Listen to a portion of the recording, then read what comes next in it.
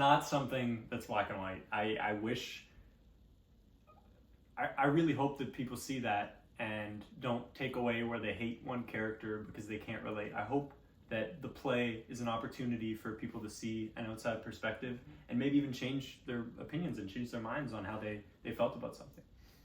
Okay, that's great.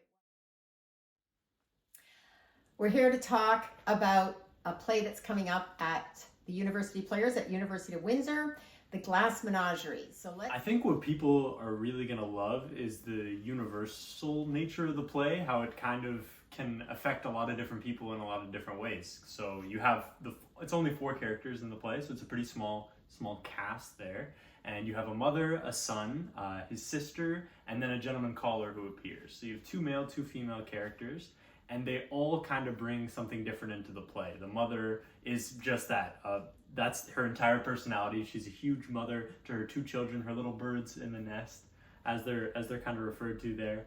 And as for the children, you have Tom, who's kind of this poet that's stuck working at a warehouse, and kind of that idea of being trapped in the mundane life and wanting to move out and find his own thing and find his own path. But he's kind of stuck back at home because his father's ran away and he has to look after his sister and his mother there. So I think a lot of people can relate to that idea. I know I can, of at least wanting something more out of life than what you're currently doing. And it's that idea of finding your passion and what it means and the sacrifices that you'll have to make in order to do that. So it's been a really fun play to work on for those reasons. And yeah. So that's a really interesting idea, because a lot of people, as you said right now, might be questioning what is their passion, what is it that lights them up. So can you maybe talk a bit more about that, about what you've got out of it? Yeah, so my passion being acting and getting to work on it, I know that it's unconventional. I know that I've had kind of friends and other people give me that look in the eyes when you describe what you want to do and things like that. So I think for Tom, it's kind of that idea of, in that era of the 1930s, this is unheard of. You know, you have Tennessee Williams, he's a homosexual man at this time, and he's writing the play Tennessee Williams, TW, Tom Wingfield, TW. It's a little kind of biography of his own life and his own story, and obviously he's a poet and a playwright, and Tom's a poet and a playwright, and it's kind of this story of moving into your life and moving out of one stage into another. And so what I've gotten out of it is just having a really clear understanding of the journey that it takes to get to that point of the breaking point, which you do see in the play. Is there's kind of a culmination moment, a climax, where staying at home and just going to the job every day becomes too much, and you kind of get to see how that plays out. So I'm really excited to get to perform that and next week. Yeah.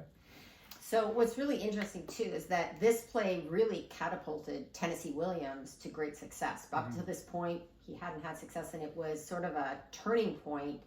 Now this play is also, as you mentioned, a lot about character development. And right now in society, we maybe don't spend a lot of time looking at that. We expect the quick hit, lots of action. Right. So what do you think the audience can get out of this in terms of watching it, sitting in the audience? What will they get from it? Yeah, I mean, if you watch Star Wars, you're probably getting out of it and saying, I don't like Darth Vader. He's pretty evil, you know? But there's no Darth Vader in this play. There's no clear evil enemy. Everyone's going to come out of it saying, oh, I thought this character had some really interesting points in what they were arguing about. And some people are going to say, I actually more sided with this character, which I think is so beautiful that 2 people coming from different backgrounds can watch the exact same play and get 2 completely different messages out of it, which is what we've had in some people who've seen some of the early screenings and runs of the show that we've done so far. So I think that is the sort of pinnacle of what we're trying to reach, is making it so that it's hard to decide who to side with, because these characters are so complex and so detailed and so different, that we want it to be that you get out of it saying that, where it's, you know, I don't know how to feel about it. Interesting, because on my show, Curious Minds, I talk a lot about these topics of complexities. And yet we're in a society that sometimes wants there to be a right and a wrong and a good and a bad.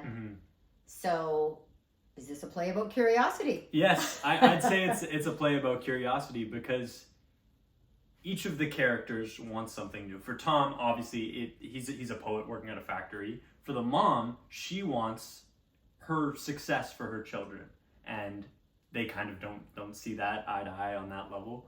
But for the daughter, what she wants is just happiness, which is so sweet there as well. And then for the gentleman caller, I think he looks for that as well.